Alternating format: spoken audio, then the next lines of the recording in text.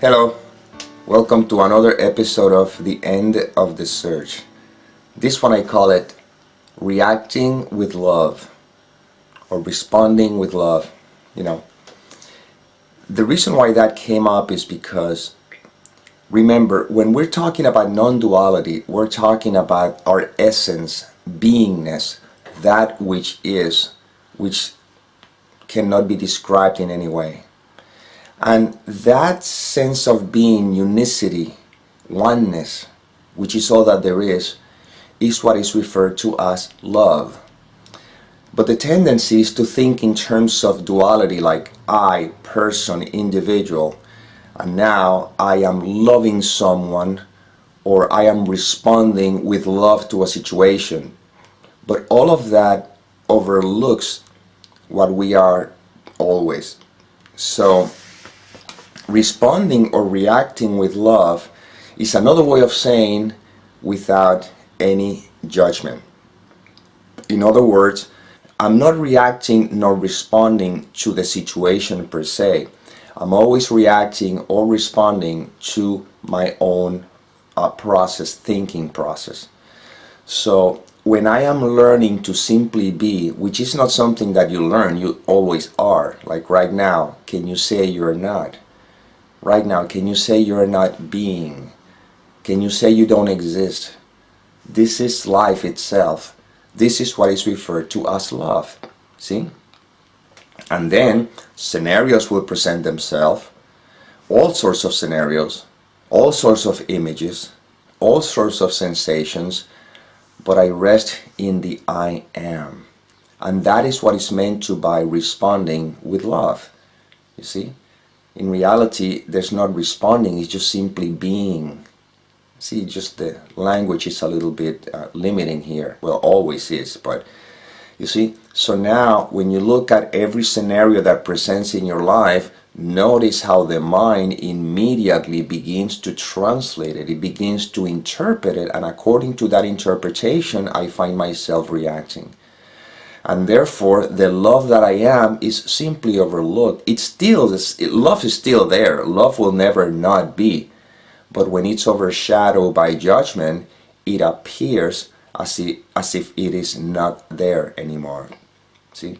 You may say, I don't feel love because I don't feel in a particular way. Well, what happened is that is a judgment we placed on the word love or the concept love. And because of that judgment, I find myself saying, I am not feeling love. But you cannot feel love because you are love. Always. Right now, your love, while you're listening to these words, whether you agree with me or not is irrelevant. Your agreement or disagreement is a judgment, is a mental evaluation. But if we leave the words aside, we are. And that is the love that we're pointing to always. That is the so-called absence of fear, absence of judgment. So technically speaking, it's not about responding or reacting. It's just the word that I use for the title. It's about being. Right now, can you not be? And in that space, which is what is always, notice that thoughts appear, yeah. Notice that sensations appear. Circumstances may appear. But I am. See, this is where I'm pointing to always. Never. This is where these videos are pointing to. I am. I rest in the I amness. But remember, this is not the mind now saying, I am resting in the I amness. No, I am pointing to the obvious.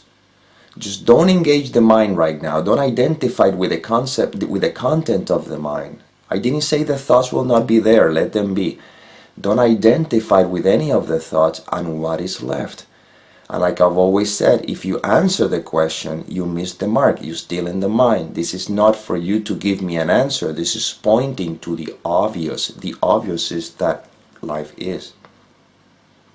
And everything else is an evaluation. It's the mind's attempt to hold on to a sense of identity. But right now I am as life begins. As life is, because life is never doesn't begin and doesn't end. I meant to say as the journey in this seeming vehicle, call it body, in this seeming world of experience unfolds. See? And then we can live within the mystery. We can enjoy the mystery of being. I don't know what's going to happen during the day. I don't know what is the next syllable that is going to come out of my mouth. I have no idea how the body will feel throughout the day. I have no future because I'm not identified with the thinking process that says this is what's going to happen and this is who I am. And yes, the thoughts will be there of possibilities. I'm not saying that they are not there. But life is using this instrument to remind us that we are, and that is direct experience. This is not theory. This is not esoteric. Put it to the test right now. Are you or are not being right now? So, look at your life. Seeing happens. Hearing happens. Sensing happens. But I am. See? And this is where this is all pointing to the obviousness of life. Life itself.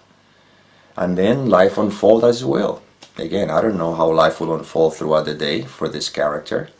And some people may have agendas or they have to go to work and it seems as though life unfolds in a particular way. But now you can even live that experience with a different kind of mentality.